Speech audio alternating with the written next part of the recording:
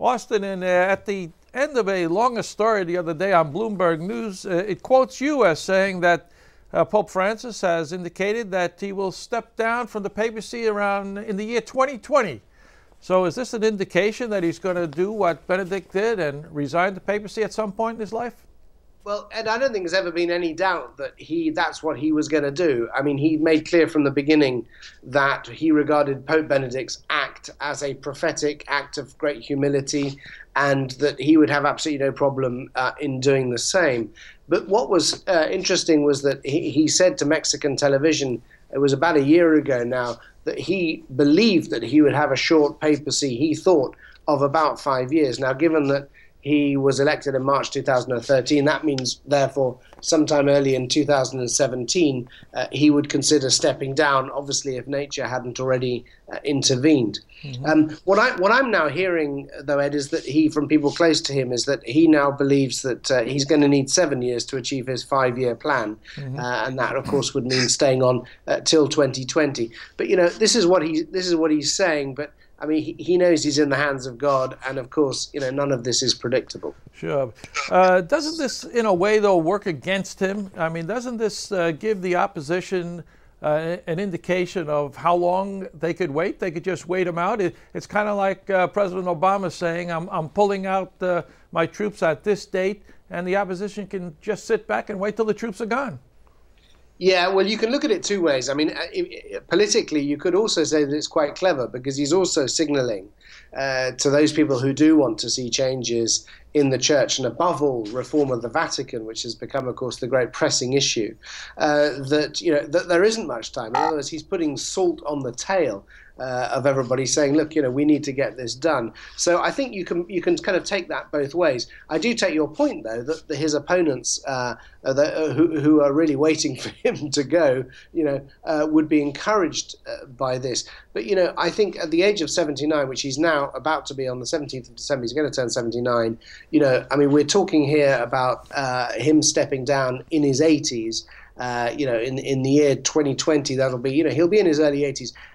There aren't many men, frankly, who are capable physically, let alone mentally and in any other way, of leading a massive institution with all the demands that the papacy brings. So I think he's being realistic. I think he's being very, very Francis. He's being humble. He's being realistic, and he's being straightforward. And I think he's frankly sharing what I think he knows everybody else knows. Mm-hmm. The trip to Africa, he's just back from Africa. It seemed to be a very intense, grueling trip. How did he come out of that physically?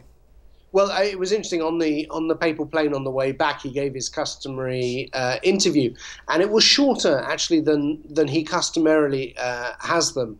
And I wasn't there, of course. I wasn't traveling with him, but the journalists there say he was very, very tired. It was a really grueling trip. I mean, one of the days I think was 11 hours, just non-stop. And the things he saw, the situation, of course, above all of the Central African Republic, very, very grueling situation. So who's surprised that he's tired? What he said actually on the papal plane was interesting. He said these papal trips really take it out of you, and he said, I don't have that much strength. So I think he was signaling there that, look, if I begin to wind down on some of these trips next year or the year after, don't be too surprised. Well, he predicted a short papacy right from the start. But, the title of your book is The Great Reformer. In the last minute or so, could you tell us, how are these reforms going? Well, I think it's a mixed bag. I think on the Vatican reform, I think real progress has been made on finance and communications, but some of the deep-seated cultural problems in the Curia are going to take years to eradicate. The restructuring of the Vatican is a matter of years. And I think bringing about the broader change in the church, which he sees as necessary. I think it's above all of this year of mercy, which really counts for him. This is about us taking on, as it were, the eyes of mercy, the eyes of God. And I think that's the change which he wants to see. And of course, whether he actually lives to see it or not is another question. All big change takes a long time. And I think he sees himself as an instrument. He's opening up a process which others will probably finish. Right. One quick question. There were rumors about a benign brain tumor. Have they been pretty much put to rest at this point? it was always a ridiculous story, Ed. It never had legs, and it still doesn't have legs. He suffers from sciatica. He's got a problem with his knee, which is definitely playing up at times.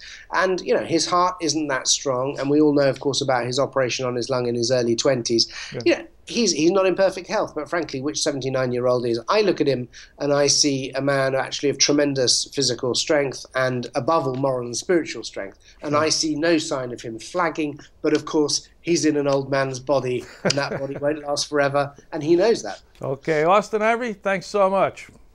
Nice to be with you, Ed.